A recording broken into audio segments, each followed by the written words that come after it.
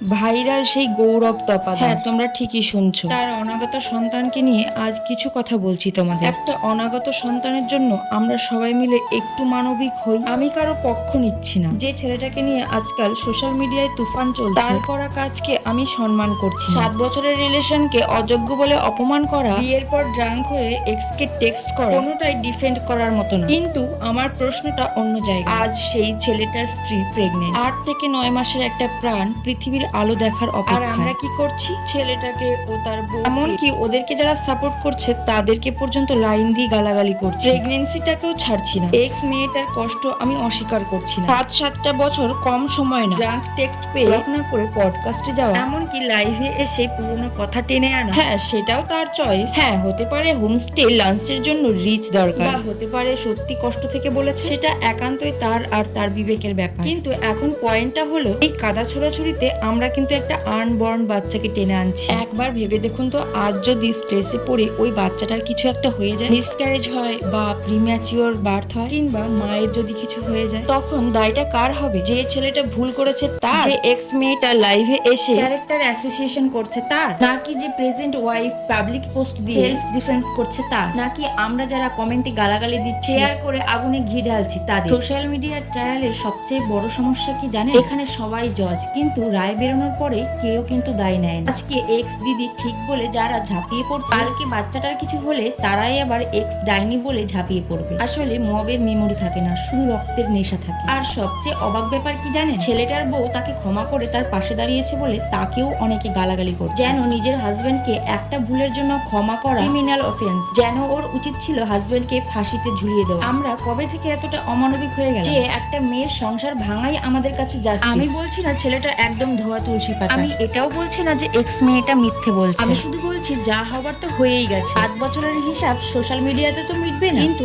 এখন একটা বাচ্চা পৃথিবীতে আসছে, সে একদম নিষ্পাপ। তার মা তাকে 9 মাস ধরে পেটে নিয়ে বয়ে বেড়াচ্ছে। আমরা কি পারি না এই দুটো প্রাণের ওপরে একটু মানবিক হতে? তোমরা কমেন্ট করার আগে একবার ভাব, আমাদের একটা গালাগালি যদি ওই মেয়েটার বিপি বাড়িয়ে দেয়? তোমরা শেয়ার করার আগে কি একবারও ভেবেছো এই আগুনটা যদি একটা অনাগত প্রাণকে পুড়িয়ে দেয়? ভুলের শাস্তি কোর্ট দেবে, কর্ম দেবে, সময় দেবে। আমরা পাবলিক মিলে যদি তাকে শাস্তি দিতে যাই, আর সেই শাস্তি যদি একটা আনবর্ন বাচ্চাকে পেতে হয়, তাহলে তো আমরা সবাই খুনি। ছেলেটাকে ঘৃণা করুন বা এক্স মেয়েটিকে সাপোর্ট করুন, যা খুশি করুন, কিন্তু প্রেগনেন্ট মেয়েটাকে আর তার বাচ্চাকে এই যুদ্ধের বাইরে রাখুন। ওরা সুস্থ থাকুক, সবল থাকুক। একটা মা যেন তার বাচ্চাকে নিশ্চিন্তে জন্ম দিতে পারে। এইটুকু মানবিকতা কি আমরা দেখাতে পারি না? আমি কারো পক্ষই নিলাম না, শুধু একটা অনাগত প্রাণীর পক্ষ নিলাম।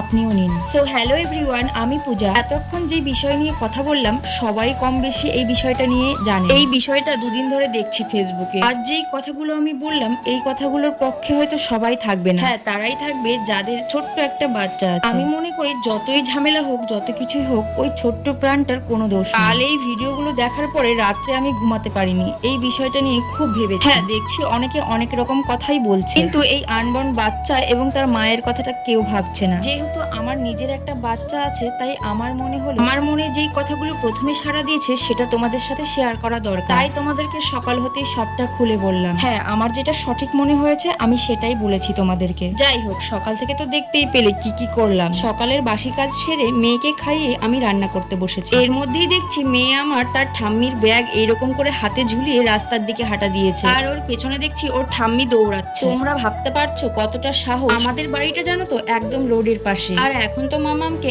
একা রাখতেই পারি না। আচ্ছা চলো তোমাদেরকে দেখাই আজকে কি কি রান্না করলাম। প্রথমেই আলু দিয়ে রুই মাছের ঝোল করেছি, তারপরে ভেন্ডি ভাজা করেছি, আর এইদিকে আমার শাশুড়ি মা নিরামিষ খায় বলে একটা নিরামিষ পাতলা করে ঝোল করেছি। আচ্ছা চলো প্রতিদিনের মতো তোমাদের করা কিছু কমেন্টে রিপ্লাই দিই। বিট্টু বিশ্বাস নামে একজন দাদা কমেন্ট করেছে, দিদি খোলা চুলে সিঁদুর পড়তে নেই। থ্যাংক ইউ দাদা আমাকে এই কমেন্টটা করার জন্য। আমি এই বিষয়ে জানতাম না, তবে এরপরে আমি খেয়াল রাখবো। রিমা শর্মা নামে একজন কমেন্ট করেছো, কথাগুলো খুব ভালো লাগলো। Thank you so much Rima. আমি খুব অসুস্থ ছিলাম সেই ভিডিওতে কাশ্মীরা মীর নামে একজন কমেন্ট করেছে, এই বলে ভিউজ কামিয়ে আর পরে বলবে নাটক করছিলাম, যত সব ঢং করতে চলে আসে। বলছি দিদি ভাই, সবাইকে একরকম ভাববেন না, আমি অসুস্থ ছিলাম তাই এরকমটা বলেছি, আমি কোনো মিথ্যে কথা বলিনি। রিয়া চ্যাটার্জি নামে একজন কমেন্ট করেছো, কিভাবে মিশোতে কাজ পাওয়া যায় বলো কিন্তু। হ্যাঁ, একটু ওয়েট করো রিয়াদি, এর পরের ভিডিওতে সবটা ক্লিয়ার করে বলে দেবো। দীপালি মহন্ত নামে একজন কমেন্ট করেছো, যা খুশি পড়লেই হলো, মানাক ছাই না মানাক, গাইয়া কোথাকার। আমি সেই দীপালি দিকে একটা কথাই বলতে চাই যে প্রথমে তুমি যেই কথাটা বললে, যা খুশি পড়লেই হলো, মানাক ছাই না মানাক,